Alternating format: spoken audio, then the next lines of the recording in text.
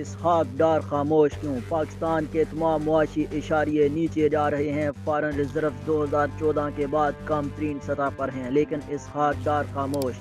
مہنگائی اوپر جا رہی ہے۔ ایل سی نہ کھولنے کی وجہ سے کبھی مرغی مہنگی ہوتی ہے تو کبھی کوکنگ آئل کے بحران کا خطرہ، مگر اسحاق ڈار خاموش۔ مینوفیکچررز خام مال کے لیے تنگ ہیں، فیکٹریاں پلانٹ بند ہو رہے ہیں، لیکن اسحاق ڈار خاموش۔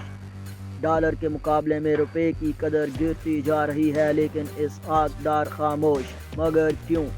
ایک وقت تھا جب اسحاق ڈار نون لیگ میں سب سے زیادہ متحرک کردار ادا کرتے تھے۔ ہر دوسرے دن میڈیا ٹاک یا انٹرویو چلتے تھے اور انہیں نائب وزیر اعظم سمجھا جاتا تھا، لیکن اب جیسے اسحاق ڈار سکتے میں ہیں۔ اسحاق ڈار ہی تھے جن کے دعوے اور اعلانوں پر شاید نون لیگ حکومت لینے پر راضی ہوئی تھی۔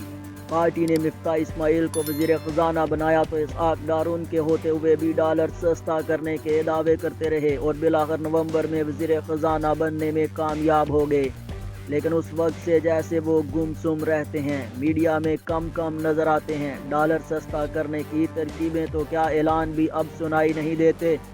تو کیا اسحاق ڈار کا جادو بھی ختم ہو چکا ہے؟ مسلم لیگ نون نے ہمیشہ اسحاق ڈار کو ایک ماہر کے طور پر پیش کیا ہے، جو اکانومی کا ہر بڑا مسئلہ حل کر سکتے ہیں، جو ڈالر کو نیچے لا سکتے ہیں، مہنگائی کم کر سکتے ہیں اور گروتھ ریٹ بڑھا سکتے ہیں، لیکن پچھلے کچھ مہینوں کے دوران ایسا کچھ نہیں ہوا اور آئندہ ہونے کے امکان بھی نہیں ہے۔ یوں لگتا ہے نون لیگ اکانومی ڈپارٹمنٹ میں اپنا ٹرمپ کارڈ کھو چکی ہے۔